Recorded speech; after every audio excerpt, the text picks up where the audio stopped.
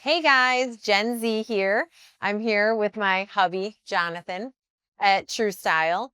I wanted to go over some options for passing half guard. So I do have some individual videos on my Smash City knee shield pass that I love. I love pressure passing. On my reverse scarf, AKA Operation Game Pass. So I have separate tutorials on that. But what I've really been trying to focus on this week in the different options is utilizing all of them together, right? So if I'm going for one option, that's not what's going to always work. I need to have 2, 3, options dependent on what my opponent's response is going to be and how they're going to react. So using them in conjunction and together is where you're going to be most successful in your pass. So an example, if I have Jonathan in half guard here, bottom half guard with his knee shield, a lot of passing, especially if I want to pressure pass or smash pass, I want to make sure that the angle is straight on with our hips. So I always want to try and cover this bottom knee, whether I'm trying to do my Smash City pass or I'm coming up and trying to rotate and get into my reverse scarf position. If we're staying a little further away or my partner kind of extends exactly, right? He's kind of spearing using the knee shield extending, then I can start coming in and doing, more wrestly passes where I'm coming in to try and do weaves or just collect the legs, come around, come into saddle position, different leg attacks. So that's where I'm a little bit more away.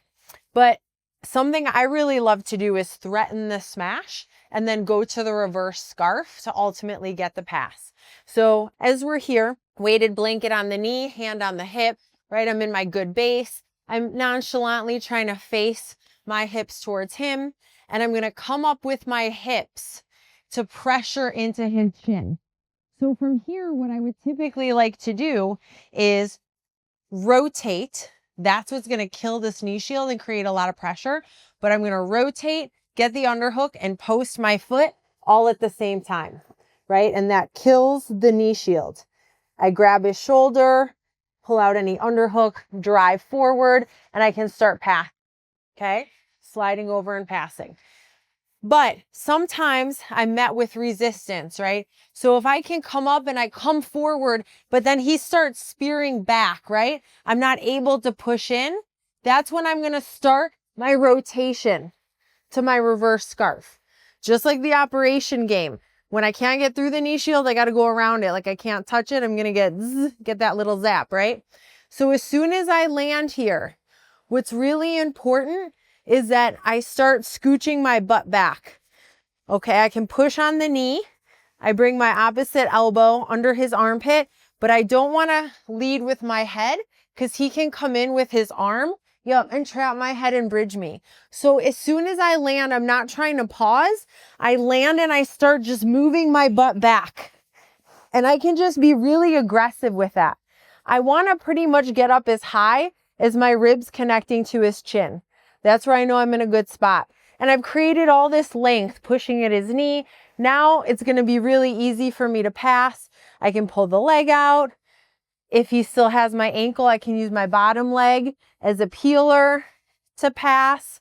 I can go to my sneaky mount. If you're not flexible, grab your big toe and come up and over, right? If he still has my ankle and I can't use the peeler, I can go to 3/4 mount. If I do pass, we've got our nice, fun rolling back takes to calf slicers where I can just connect calf to calf, keeping my knee by his hip, coming forward, doing a forward roll, getting into this calf slicer position, or just straightening, creating space for the back take. So all of these I have separate videos for, but just to reiterate, I'm not always just trying to do one thing. I might bait or try and always lead with my pressure, right? If he opens up too much in the pressure pass, right, but it's too high for me to collapse the knee shield, I'm going to start using my wiggle to flatten out and get into top half smash and go to my seraphin stopper. And then I can ultimately pass from there. but I really love being able to apply pressure. If they meet that with resistance, that's when I'm gonna do my swirl and rotate. I've got to be really confident with my hip drop. It's gonna be hard when a booty is coming to fall right into your face to stop it when it's confident, right? If I do it too slow, he's gonna be able to apply pressure with the frames, and it's good. He's gonna brace that a little bit more, right? That impact. So as soon as I land, I need to just start pushing back, right? To create that space. Even if he's pushing against me, right? I can still use the butt. I'm using the butt and inching my way up and forward, right? That's a lot of a lot of pressure on his upper body now. I don't know how you're feeling, Jonathan, but I feel pretty good. So now here, I've got so many options in an MMA fight, right? This is a great option and control being in reverse scarf because he can't really see what I'm doing, and I have so much access to his body for different body shots. So I hope that makes sense, guys.